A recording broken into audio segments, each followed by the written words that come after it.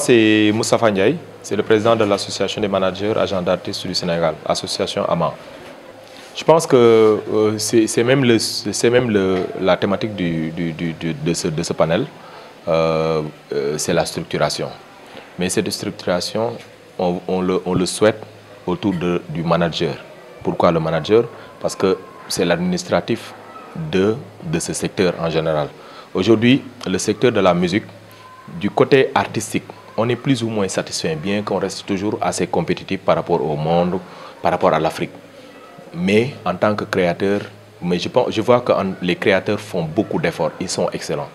Maintenant, il faut que nous, les managers, qu'on accepte aussi qu'il y a un niveau, je pense, par rapport aux créateurs et à la découverte du marché qui reste toujours à performer. Je pense qu'aujourd'hui, il faut qu'on l'accepte. Parce que si on l'accepte, c'est là où on prend les dispositifs nécessaires pour aller plus loin et surtout insister sur les formations, mais aussi nous organiser de plus en plus pour que cette structuration soit réelle, pour qu'on puisse parler à prix de marché dont je peux dire aisément qu'il n'est pas là, mais dont on a besoin. Parce qu'on ne peut pas continuer tout le temps à faire des créations. Comme l'a dit tout à l'heure, c'est la partie que je retiens le plus dans ce panel, c'est quand Matador disait, rappeler aux gens, quand il y a une création, les gens dansent, regardent la vidéo, là où c'est parti et le nombre de personnes qui interviennent. Mais c'est énorme, je vous dis. C'est énorme. Les gens ne se rendent pas compte que pour une vidéo qu'ils regardent ou un son qu'ils dansent dans une boîte de nuit, c'est presque une centaine de personnes qui ont travaillé pour que ce produit soit sur le marché. Imagine, juste pour un titre, imagine un album, surtout qui fait 10, 15, 20, mais c'est important. Et c'est des investissements tellement lourds dont le marché des fois même n'a pas. C'est les artistes qui sortent même de leur propre poche, comme le disait Ati, qui font les propres investissements de leur propre revenu qui auraient dû être mis ailleurs. Donc aujourd'hui, ce sont des réalités que nous vivons, sur lesquelles nous devons apporter beaucoup de solutions. Donc c'est pourquoi on a commencé ce panel par la structuration qui est la base. La structuration, là où ça répond, parce qu'aujourd'hui, tous ceux qui interviennent sont connus. Et chaque personne formée à la hauteur des ambitions permet de travailler sur une chaîne de valeur cohérente, mais aussi productive. Si aujourd'hui on sait qui doit intervenir sur une production, par exemple, disons live, si on est conscient de qu'est-ce qui répond, qui doit intervenir dans ça, par exemple, tout le dispositif est mis, mais les gens qui doivent intervenir sont formés à la hauteur de ça.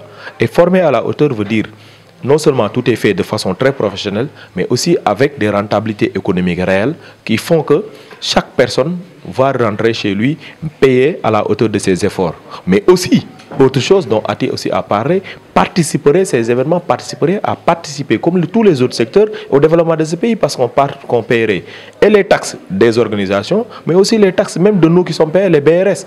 Aujourd'hui, c'est ça qui est payé dans les autres secteurs. Pourquoi pas notre secteur? Le statut de l'artiste est une réalité que les gens parlent. On est en train d'y travailler. C'est ça que ça doit apporter. Mais même si la loi est là, votée, promulguée, si les gens ne sont pas formés à la hauteur, ça va être le même problème qu'on va vivre. Donc la formation, l'organisation est importante. Et pour nous, le résultat, c'est ça. C'est être formé, comprendre comment ce qui se passe, mais aussi être efficace, surtout pour une rentabilité économique. On débute le programme aujourd'hui avec ce premier atelier du panel des managers, de la table des managers, qui est un panel de rencontres professionnelles. Sa spécialité, c'est on a des personnes ressources au sein de l'association, parce qu'il existe des managers très expérimentés au Sénégal, peut-être mal connus parce que nous sommes des zones de l'ombre. Donc des fois, on ne connaît pas les managers qui sont ces personnes qui sont derrière ces actes. Chaque panel va faire intervenir un membre de l'association, comme aujourd'hui on a la chance avec Ati, mais aussi faire intervenir un professionnel du secteur connu de tout le monde qui viendra partager son expérience. Parce que par exemple, Matador comme artiste, aujourd'hui son expérience qu'il a vécue avec des managers d'ici et des managers de l'international, partager ça avec des managers d'ici, aujourd'hui ça a été très passionnant, très sincèrement. Il a partagé des expériences qui aujourd'hui nous interpellent tous pour que ces choses n'arrivent plus pour les artistes de la jeune génération. Et la jeune génération ont des groupes vraiment des fois mal organisés. Il y a beaucoup de personnes qui sont aux autres de ces artistes, mais la première des choses, comme le disait Ati, c'est au moins d'organiser ces gens qui sont autour. Chaque personne devrait avoir un métier formé autour de cet artiste. Et imagine un gars qui est professionnel, qui travaille à côté d'un artiste, et un passionné de cet artiste, quelqu'un qui est fan de l'artiste, travaille possiblement. Ça n'a même pas, c'est même pas les mêmes efforts. La personne qui aime cet artiste, aujourd'hui, si on le fait par exemple comptable, mais lui, il sera très pertinent, c'est-à-dire il ne va rien lâcher. Parce que c'est son amour qui va guider son travail d'abord et sa passion de son travail. Alors que si c'est un comptable que tu prends là-bas, lui, il n'y a que travail qu'il a, c'est ses heures de travail qui l'intéresse. Vous voyez, donc on a de la personne ressource à côté de nos artistes, il faut les valoriser. Et c'est là où on va arriver avec la table des managers, mais aussi avec l'association et sur les formations. Pour la numérisation, aujourd'hui, ce que nous voulons faire, c'est avec ces tables des managers, au-delà même de ces rencontres physiques, en faire plusieurs. Ça, c'est un projet qui doit, dans la continuité, c'est là où ça va arriver avec ça, avec GIZ par exemple. Aujourd'hui, ce qu'on espère, c'est pouvoir capter toute l'expérience de ces personnes qui parlent, par exemple, prendre actif sur des thématiques assez importantes et le mettre sur notre chaîne YouTube. Imagine qu'on parle de numérique.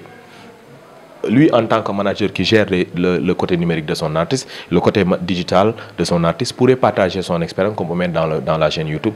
Et ça peut être des sujets de discussion que nous mettons au niveau de nos chaises, parce qu'on a un siège et un bureau, une salle de formation, où on peut faire intervenir les jeunes, échanger sur ces vidéos et venir faire des échanges, faire des rencontres professionnelles.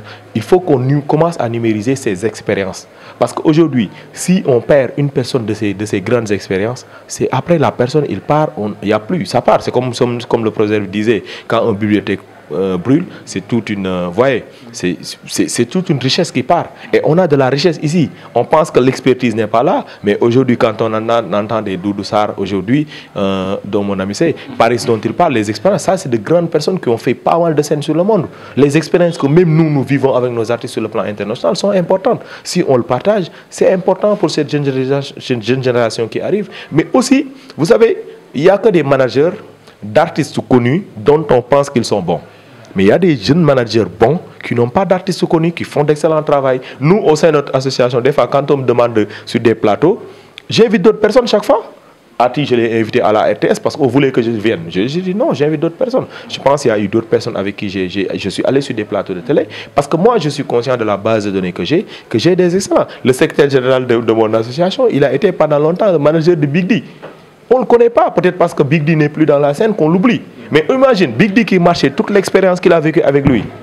Tu sais, c'est une personne expérimentée. Et aujourd'hui, il agit plus en tant que régisseur que manager. Parce que toute son expérience qu'il a acquis lui permet d'aller sur des scènes et de travailler. Il travaille sur le staff de Jaman Express, entre autres.